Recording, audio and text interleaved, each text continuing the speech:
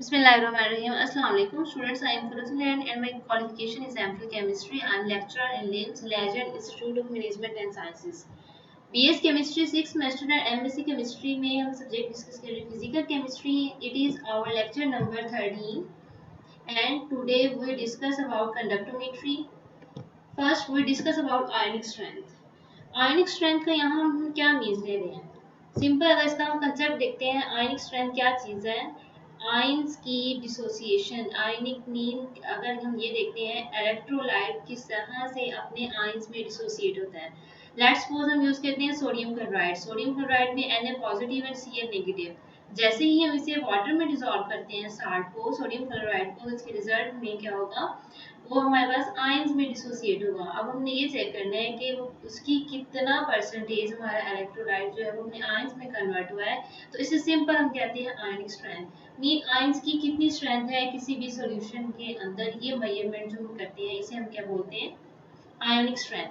तो सबसे पहले हम देखते हैं कि आयनिक स्ट्रेंथ जो है वो किस तरह से प्रपोज की गई.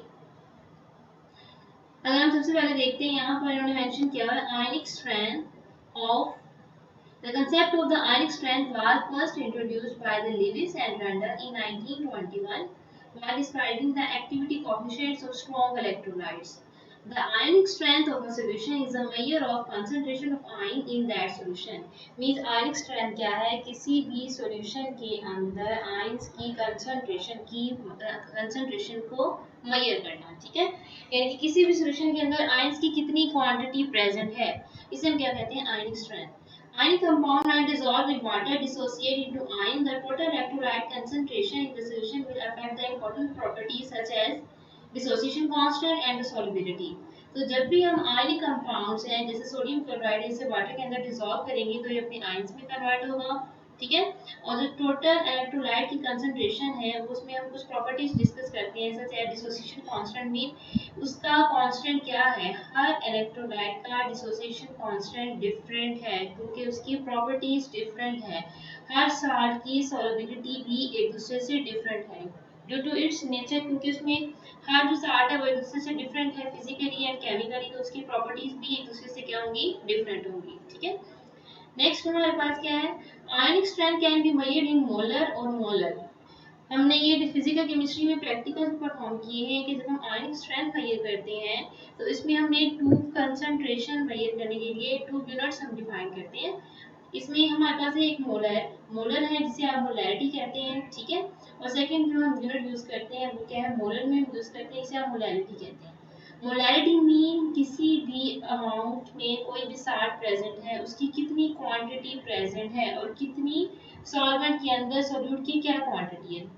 और इसीलिए जो फॉर्मूला यूज करते हैं वो क्या है, मोलैरिटी के लिए number of moles of solute dissolve पर लीटर ऑफ सॉल्यूशन. इसी तरह से मोलैरिटी के लिए जो हम यूज करते हैं वो क्या है, number of moles of solute dissolve पर केजी ऑफ द सॉल्वेंट. तो ये दोनों यूनिट्स हम यूज किए जाते हैं आयनिक स्ट्रेंथ को मेजर करने के लिए. ठीक है, नेक्स्ट हम देखते हैं, अगर आप देखें नेक्स्ट हम डिस्कस करते हैं डिबाई-हक्कर थ्योरी. डिबाई-हक्कर थ्योरी है स्ट्रॉन्ग इलेक्ट्रोलाइट्स के लिए गिवन है. और सबसे पहले इसमें हम देखते हैं कि कौन कौन से मेन इसके पोस्टुलेट्स हैं. सबसे पहले देखते हैं कि डिबाई-हक्कर थ्योरी 1923 में डिबाई-हक्कर एंड 1926 में ओसिंगर ने जो है उसको प्रपोज किया. इसके अंदर हम क्या स्टडी करते हैं, it is a theory of strong electrolytes in which account is taken of the electrostatic forces between the ions. यानी कि जब भी एक इलेक्ट्रोलाइट अपने आयंस में डिसोसिएट होता है तो उसके अंदर जो इलेक्ट्रोस्टैटिक फोर्स ऑफ अट्रैक्शन है वो किस तरह से उसके अंदर ब्रेक होती है, उसके क्या क्या फैक्टर्स हैं, तो इसको हम नेक्स्ट में स्टडी करते हैं. मेन पोस्टुलेट्स जो है डिबाई-हक्कर थ्योरी के, सबसे पहले क्या है, equivalent conductance increases with dilution in case of weak electrolytes. Means अगर इलेक्ट्रोलाइट वीक है और उसके अंदर जितना ज़्यादा वो डाइल्यूशन फॉर्म में होगा उसकी कंडक्टेंस उतनी ही ज़्यादा होगी. ऐसा इलेक्ट्रोलाइट वीक इलेक्ट्रोलाइट जो इजीली अपने आयंस में कन्वर्टेबल नहीं है तो उसमें हम जितना ज़्यादा सॉल्वेंट ऐड करते जाएंगे उसमें उतने ही ज़्यादा आयंस की जो है वो फॉर्मेशन होगी, और जितने ज़्यादा आयंस की फॉर्मेशन होगी इट मीन उसमें कंडक्टेंस और करंट भी उसका उतना ही ज़्यादा होगा. ठीक है, सेकेंड हमारे पास क्या है, in case of weak electrolytes increase in the conduction is due to increase of dissociation of weak electrolytes. It means जो weak electrolyte है उसकी dissociation जितनी ज़्यादा होगी उतनी ही ज़्यादा उसमें conduction होगी. Dissociation मीन जो हमारे पास weak electrolytes है वो dissociate हो रहा है into ions. इलेक्ट्रोलाइट जब आयंस में डिसोसिएट होगा तो उसमें हम देखते हैं कि आयंस की कंसंट्रेशन मिक्सर के अंदर सॉल्यूशन में ज़्यादा होगी और जितनी आयंस की कंसंट्रेशन ज़्यादा होगी उतनी उसमें कंडक्शन भी ज़्यादा होगी. But in case of strong electrolytes अगर देखते हैं तो वो completely dissociated even at moderate concentration. जितना स्ट्रॉन्ग इलेक्ट्रोलाइट होगा मिक्सर के अंदर अगर हम उसके अंदर स्मॉल क्वांटिटी में ही वाटर ऐड कर देंगे तो वो इजीली क्या हो जाएगा soluble. In this theory, we have to explore those factors which increase the conductance of strong electrolytes. तो इसमें हम ये देखेंगे कि strong electrolytes की conductors के ऊपर कौन कौन से factors हम स्टडी कर रहे हैं. तो सबसे पहले इसके जो 3 मेजर factors हैं. अगर हम सबसे पहले देखते हैं कि relaxation effect और asymmetric effect. Second is the electrophoretic effect and third is the frictional resistance of the medium. तो सबसे पहले हम डिस्कस करते हैं relaxation effect.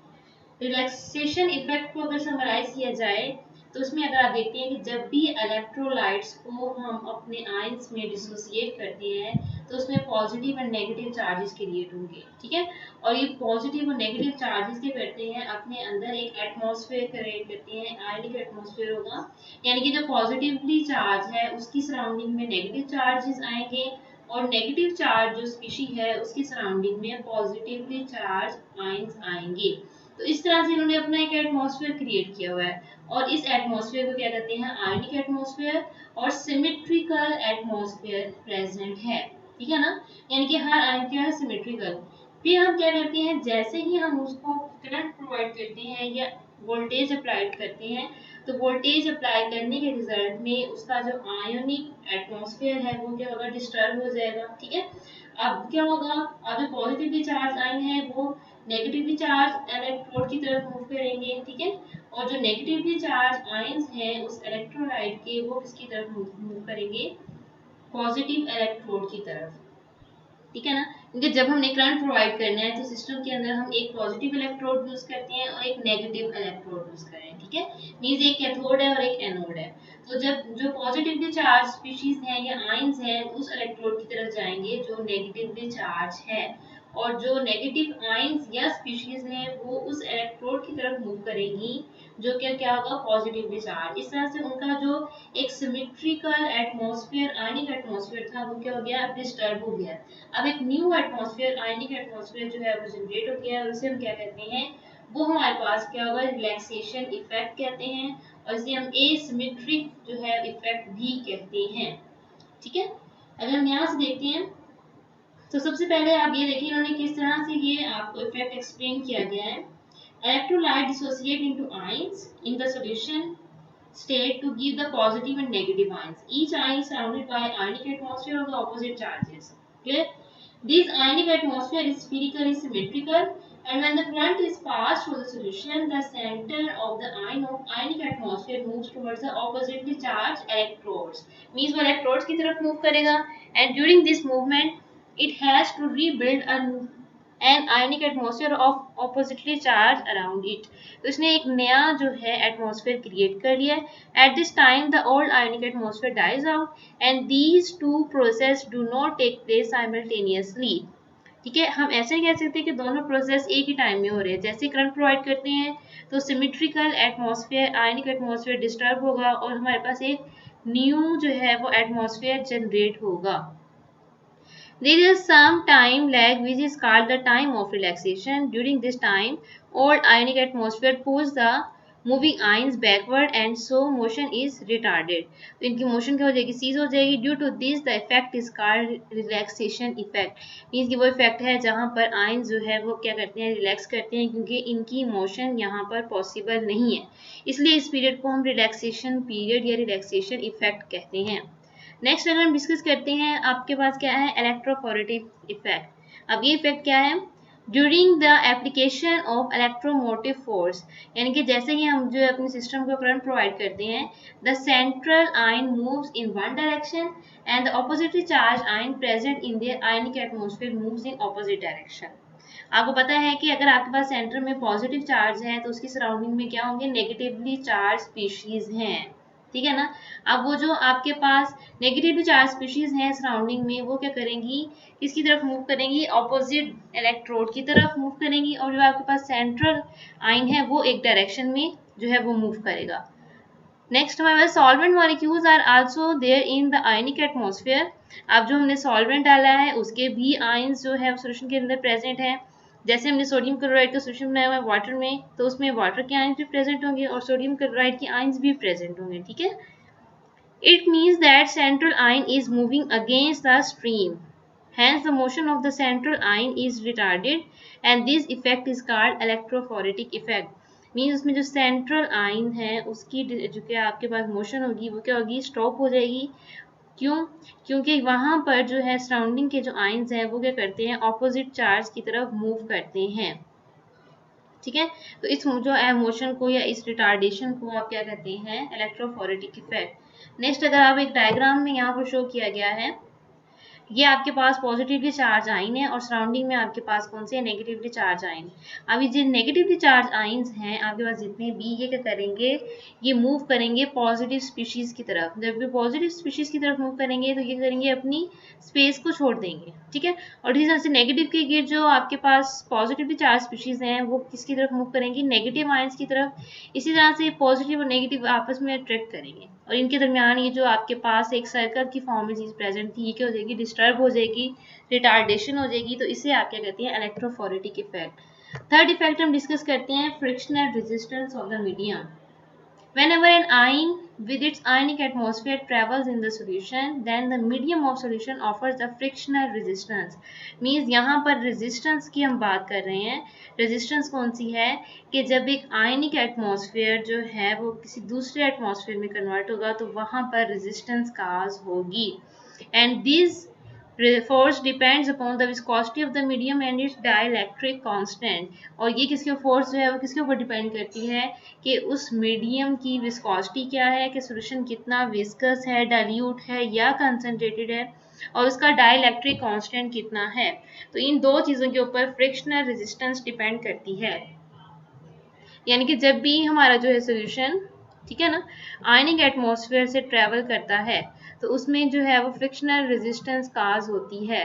क्योंकि जब हम एक हमारे पास आयनिक एटमॉस्फेयर जनरेट है, जैसे ही हम उसको करंट अप्लाई करते हैं तो उसका आयनिक एटमॉस्फेयर क्या होता है, डिस्टर्ब होता है। तो वहाँ पर फ्रिक्शन जो काज होती है उसे हम बोलते हैं फ्रिक्शनल रेजिस्टेंट। नेक्स्ट इसकी हम इक्वेशन डिस्कस करते हैं कि इक्वेशन ऑफ डिबाय-हक्कल थ्योरी है, ठीक है।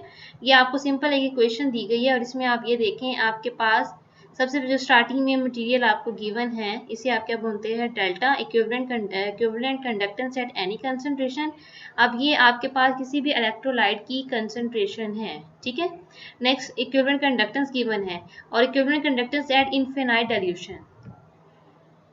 Next D is the dielectric constant है और आपके पास ये क्या है, viscosity of the medium. Next T is the temperature and C is the concentration. Eta जो है viscosity of the medium means आपने कौन सा इलेक्ट्रोलाइट यूज किया है, उसकी विस्कोसिटी क्या है, तो वहां पर आप ये मेंशन करेंगे। और उस टाइम सॉल्यूशन का कितना टेम्परेचर, आइदर रूम टेम्परेचर पे आप चाहे उसकी कंडक्टेंस मेजर कर रहे हैं या हाई टेम्परेचर पे मेजर कर रहे हैं, ठीक है। और सी इज द कंसंट्रेशन मींस आपने जो सॉल्यूशन प्रिपेयर किया गया है वो कितने मोलर है। तो ये अगर आप देखते हैं delta is equal to delta nought, यहाँ पे ये इन्फिनिटी है आपके पास, इनफाइनाइट डाइल्यूशन है, minus 82.4 divided by D T. D is the यहाँ पर डाइलेक्ट्रिक कांस्टेंट है उस इलेक्ट्रोलाइट का, T is the temperature, 1/2 eta is the viscosity, plus 8.20 into 10⁵ is the constant, divided by D T 3/2 into ये आपके पास क्या है, delta nought infinity, and C is the concentration. अब ये जो आपके पास यहाँ पर हम यहाँ यूज कर रहे हैं दो चीजें, एक आपके पास ये वाली चीज है और सेकंड प्लस के बाद जो आपके पास सेकंड जो है पैरामीटर है। तो इन दोनों पैरामीटर्स को हम नेक्स्ट इक्वेशन में एक्सप्लेन करते हैं, ठीक है। तो यहाँ पर एक जो फाइनल इक्वेशन हमारे पास बनती है, क्योंकि आपको पता है कि डी है, टी है और जो ईटा है, ये सारी चीज़ें कांस्टेंट है। ये सारी चीज़ें डिपेंड करेंगी कि आपने मीडियम कौन सा यूज़ किया है, आपके पास डाई जो इलेक्ट्रोलाइट है वो किस नेचर का है, ठीक है। और ए और बी जो है यहाँ पर हमने लिखते हैं, तो ए और बी आप इस फॉर्म में मैंशन कर सकते हैं। ए प्लस बी जो है वो आपके पास क्या है, कॉन्स्टेंट है उसके तो आपने इस तरह से उसको मेंशन करना है, ठीक है।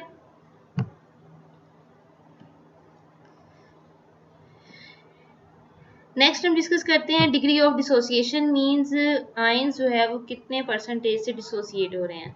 तो सबसे पहले हम डिस्कस करते हैं इसकी डेफिनेशन क्या है। The fraction of amount of electrolyte in the dilution present as free ions, ठीक है। मींस ये आपके पास फ्रैक्शन है, डिवीजन है, जिसमें हम ये देखते हैं कि हमारे पास जो आयंस है वो सोल्यूशन में कितनी क्वांटिटी के अंदर प्रेजेंट है। लेट्स सपोज A+B है, कोई भी आपके पास एक सॉल्ट है, वो अपने आयंस में कन्वर्ट हो गया है, ठीक है। तो अमाउंट डिसोसिएटेड मीन उसकी कितनी अमाउंट है और वो इनिशियल कंसंट्रेशन उसकी कितनी है। Mean concentration of product divided by concentration of reactant equilibrium constant है, तो इसे आप क्या कहते हैं डिग्री ऑफ डिसोसिएशन। मींस ये डायरेक्टली प्रोपोर्शनल है आयंस की कंसंट्रेशन पे। आयंस की कंसंट्रेशन जितनी ज़्यादा होगी, इसका मतलब है कि उस सॉल्यूशन की डिग्री ऑफ डिसोसिएशन उतनी ही ज़्यादा होगी। और जितनी जो है, अगर रिएक्टेंट की अगर हम देखते हैं, रिएक्टेंट की कंसंट्रेशन अगर कम है तो उसमें इट मीन वो ज़्यादा, उसमें क्या है, आयंस की डिसोसिएशन उसमें ज़्यादा होगी। तो आपके पास जो डिग्री ऑफ डिसोसिएशन है वो डायरेक्टली किसके प्रोपोर्शनल है, आयंस की कंसंट्रेशन के, और इन्वर्सली प्रोपोर्शनल है कंसंट्रेशन ऑफ रिएक्टेंट और इलेक्ट्रोलाइट्स। नेक्स्ट हम देखते हैं कि कौन कौन से फैक्टर्स हैं जो डिग्री ऑफ डिसोसिएशन को हम फॉलो करते हैं। तो सबसे पहले nature of solute, then nature of solvent, concentration and temperature. तो सबसे पहले हम डिस्कस करते हैं nature of solute. Strong acids, strong bases and salts obtained by their interaction are almost completely dissociate. हमें पता है कि सोल्यूट हमारा किस नेचर का है, अगर तो वो स्ट्रॉन्ग एसिड्स हैं या बेसिस हैं या साल्ट्स हैं, ठीक है, तो वो इजीली हमारे मिक्सर के अंदर सॉल्युबल हैं। लेकिन अगर जो वीक एसिड हैं या वीक बेसिस है और उनके साल्ट्स हैं, वो इजीली डिसोसिएट नहीं होंगे। तो हमारे पास जो डिग्री ऑफ डिसोसिएशन है वो डिपेंड करती है कि हमारा सोल्यूट किस नेचर का है। नेक्स्ट अगर हम देखते हैं नेचर ऑफ सॉल्वेंट, तो सॉल्वेंट जो है वो ये हमारे पास है कि हमारे पास किसी भी सॉल्वेंट का डाई इलेक्ट्रिक कांस्टेंट कितना है, क्योंकि जो आपके पास डाई इलेक्ट्रिक कांस्टेंट है वो ये करता है कि सोल्यूट के उनमें ब्रेक करता है, उसकी कंसर्न जो है उसमें इलेक्ट्रोस्टैटिक फोर्सेस को ब्रेक करना है उसने, ठीक है। तो आपके पास डाई इलेक्ट्रिक कांस्टेंट क्या है, the capacity of the solvent to weaken the force of attraction between the electrical charges immersed in the solvent, ठीक है। इसने क्या करना है कि इलेक्ट्रिकल चार्जेस, इसने फोर्सेस को क्या करना है, ब्रेक करना है। तो सबसे पहले हम देखते हैं the higher the value of the dielectric constant the greater is the dissociation of the electrolyte dissolve in it. यानी कि किसी भी सॉल्वेंट का जितना डाइलेक्ट्रिक कांस्टेंट ज़्यादा होगा, इट मीन्स कि उसका डिसोसिएशन कांस्टेंट भी उतना ही ज़्यादा होगा, ठीक है। नेक्स्ट हम देखते हैं फैक्टर इसमें concentration. Dissociation of an electrolyte is inversely proportional to the concentration of ions.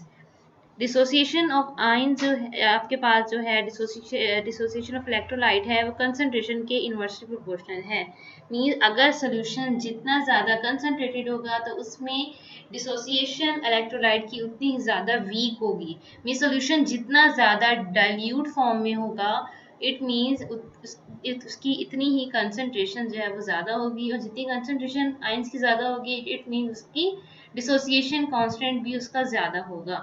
This is due to the fact that in a dilute solution, the ratio of solvent molecule to the solute molecule is larger, and larger number of the solvent molecule will separate more molecule of solute into ions.